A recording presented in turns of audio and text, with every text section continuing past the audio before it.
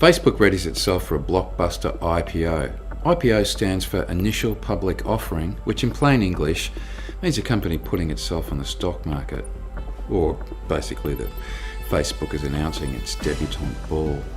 Facebook is seeking to raise $5 billion in its offering. If that figure is correct, Facebook would represent by far the largest global IPO ever by an internet-focused company. Google's debut raised $1.9 billion and is currently the largest US internet IPO. Some experts have suggested that Facebook could be valued at $75 to $100 billion once it starts trading. But there's a lot more riding on Facebook's paperwork than wealth creation. The social network has become an entire ecosystem supporting independent apps makers and gaming platforms like Zynga. Facebook's filing will also have implications for companies that depend on it, as well as the social media landscape at large. Until then, analysts are left to speculate about Facebook's revenue streams and profitability and whether it really deserves a $100 billion market value.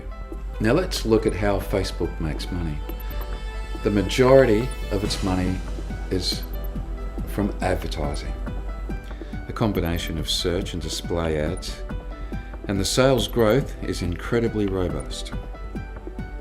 Facebook has grown by grabbing market share from Google and Yahoo. Likely that advertisers will be able to even better target their audiences as Facebook goes deeper with integrating apps, games, movies, and music. Facebook's other revenue stream is its payment system for purchases within apps and games, Facebook Credits. Facebook keeps 30% of the revenue from those payments and passes the remaining 70% onto the app's developers.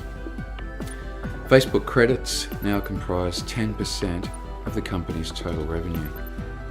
So, can we buy shares on Facebook today? No, sorry. What's reportedly happening today, and almost certainly happening this week, is that Facebook is filing a prospectus for its IPO with the Securities and Exchange Commission. The prospectus will be a fun read for the finance folk. It's an in-depth look at finances, projections, and how Facebook sees the competitive landscape. It's also when Facebook finally says how much it thinks it's worth, or rather, how much the investment bankers it's hired, supposedly Morgan & Stanley and a few others in this case. And when I say worth, I don't mean how much money it has in the bank or how much revenue it takes in. The gigantic number, that $100 billion, that you'll hear associated with Facebook today is a flimsy one, I guess. It's how much the company is expected to be worth as it continues to grow over time. After the prospectus has been submitted, there's a quiet period while the SEC considers its validity.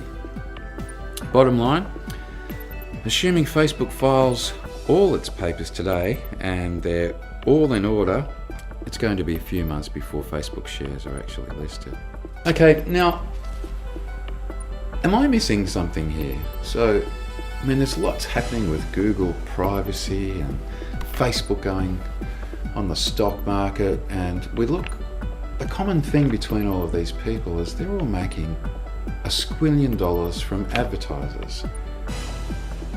Now, on the other side of things, what brings people to these sites is the music and movies and all those sort of things. Of course there's social interaction, but because of these other benefits that people are not getting paid any copyright for, the advertisers are making $1 squillion. And I'll stick to my point that I think that some of this whole copyright war that's going on could be adjusted if advertisers could take some responsibility and pay some money back to the copyright owners and intellectual property owners. I think that would be the fairest way.